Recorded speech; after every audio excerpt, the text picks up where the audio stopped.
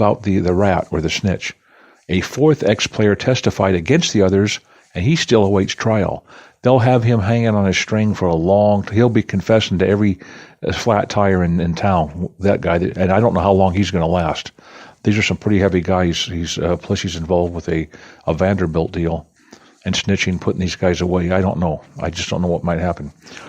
Folks, do you think people burn crosses on people's yards anymore? I know some people do it themselves to garner attention. Well, I'm actually looking at the picture here. It says Florida man who burned a cross because they hated an interracial couple are sentenced to federal prison. Now, I'm going to read this thing. This is from Newsweek. Got some of this and some other news sources. It says, the idea of an interracial relationship so angered two Florida men that when a black man began regularly visiting a white woman who lived on their block, they burnt a cross in the couple's front yard, and on Tuesday, both the men were sentenced to prison for the hate crime. Thomas Sigler was sentenced to almost 3 years in prison for burning that cross, while William Dennis will spend just under 2 years behind bars. Apparently, these guys also used what's termed as racial slurs, and they didn't want this guy, the black man's being identified as a DM. His name's not on here for whatever reason.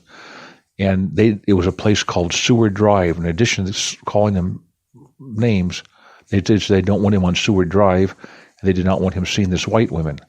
So they got some gasoline. It says here, this is court papers now. Court papers say they got some gas. They poured it on this cross, and they leaned it against a mailbox. And I'm looking at a picture of the so-called swastika they tried to spray paint. And again, we don't know who really did this, because sometimes this stuff comes out different, but it looks pretty authentic. And they painted it right between two windows. So you're like walking up to the house. There's a little bit of an overhang, and then there's a swastika in the center. All right, now here's one that's is a head scratcher a little bit. It says, convict who showed off gun on Facebook sentenced for federal gun crime. Now, as I get ready to read, this is a black guy with a whole bunch of tattoos on his face. He's a convicted heroin dealer. But I'm just going to ask you before I read this article. Now, look, I'm not soft on inmates. I'm not soft on guards. I'm just reporting the news. But there comes a time you got to say, how do you know what he really showed you on a Facebook, a snap photo, like snap? There it is. Hey, look at that guy.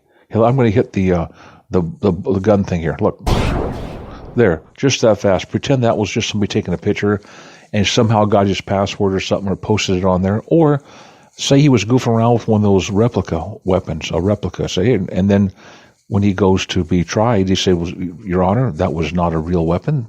I mean, how do you take a picture on Facebook and sentence a guy down for this many years? I know he's a heroin dealer. He probably deserves it, many would say. And they say it was a Springfield Armory 9mm. Yeah, what else? And it was on Facebook. And since he was a felon, he couldn't be in possession of a firearm. But was it I don't know. I just don't understand this one. On a picture, a guy goes down for a picture on Facebook. I mean, we're not talking about a picture of young kids. We're talking about just holding something that appeared to be this weapon. Now, Lacking was also ordered to be supervised for 3 years on this after he goes down.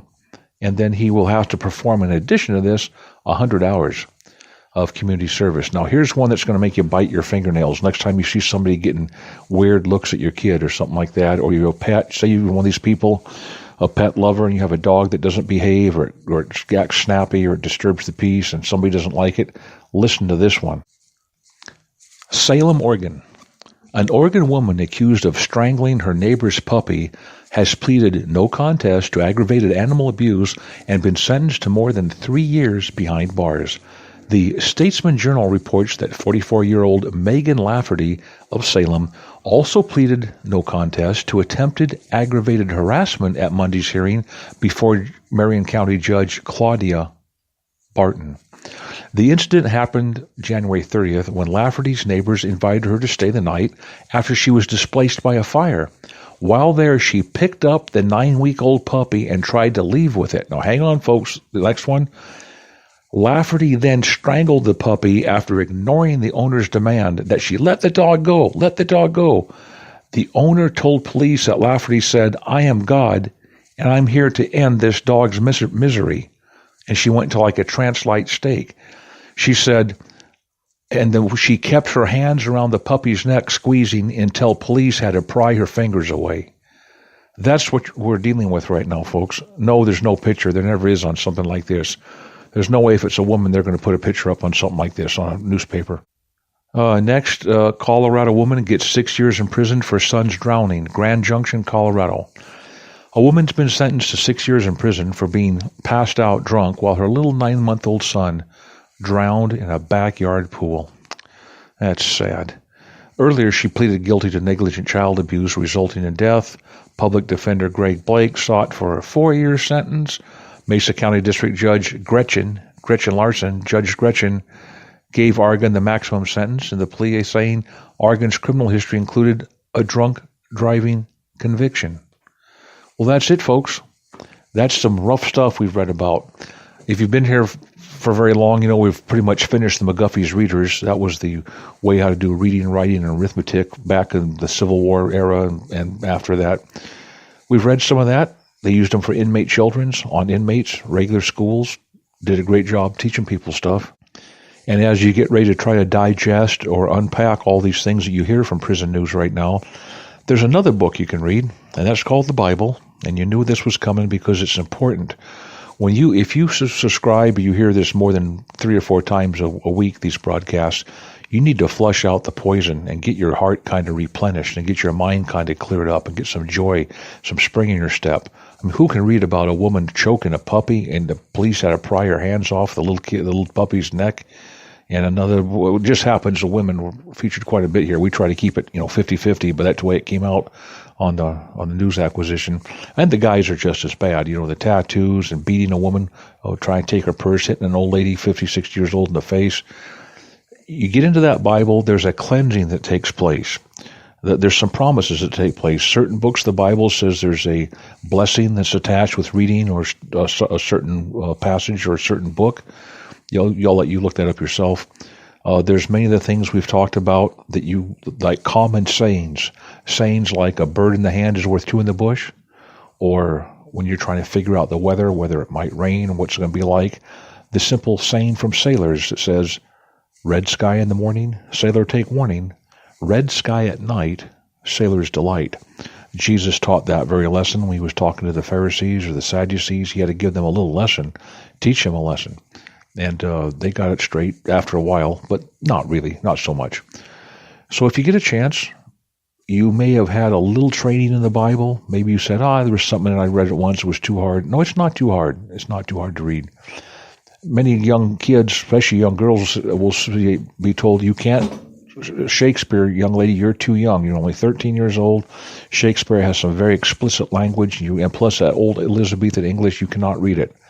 Well, that girl, to spite her mom, or maybe even a boy, will sneak off and get a copy of the salacious parts of Shakespeare and read that and think she's really done something and be exhilarated. But wait a minute, if you ask her to read a Bible, or as a boy to read the Bible, oh no, that's old English, I can't do this, too hard, I can't read that. Well, the old Elizabethan English is found on the older, like the King James Version or the Geneva Bible. But those happen to be real accurate Bibles.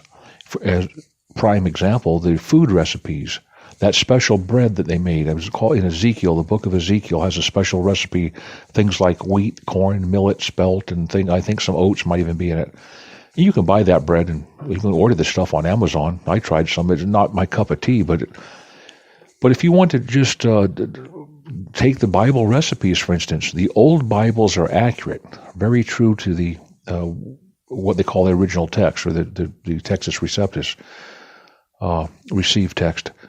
And so there you are. If you go to the newer stuff, sometimes they try to change gender influences, like maybe God's not really a God, it's more of a woman, and there's no such thing as a son or a daughter, we're all just kind of people. And the blood atonement, the work Jesus Christ did on the cross, they try to de-emphasize that. Fasting and prayer, they'll usually remove one of those in the new verses. In the new verses of the new versions, they'll usually remove either fasting or prayer in at least one, if not 2 or 3 of the passages. And all of a sudden they start taking stuff out, tweaking things, making it politically correct. You don't want a Bible like that. Not if you're serious about studying and getting the recipe, the right recipe. So what you do is you order either the King James, the Geneva, or the Webster Bible. Read the thing, see what you think. All these things about inmates, about the violence that takes place in the land, the things you see when you read the newspaper yourself when you're away from prison news. The Bible has not just a soothing component, but it has an analytical component and an overcoming component. So give it a shot, give it a try if you get a chance. I wouldn't know where to tell you to go. Apparently there's some people on YouTube, I'm told, they're real good to listen to. And so there you are. Give it a chance. Hey, it's time to ring that old prison bell. I think we're going to go ahead and ring it twice because we're going to be perhaps down for a little equipment change here. In fact, you may end up having somebody else new read this thing. I'm just carrying the water here, and we'll see what takes place. Best to you. Take care. Lord bless all. And bye for now.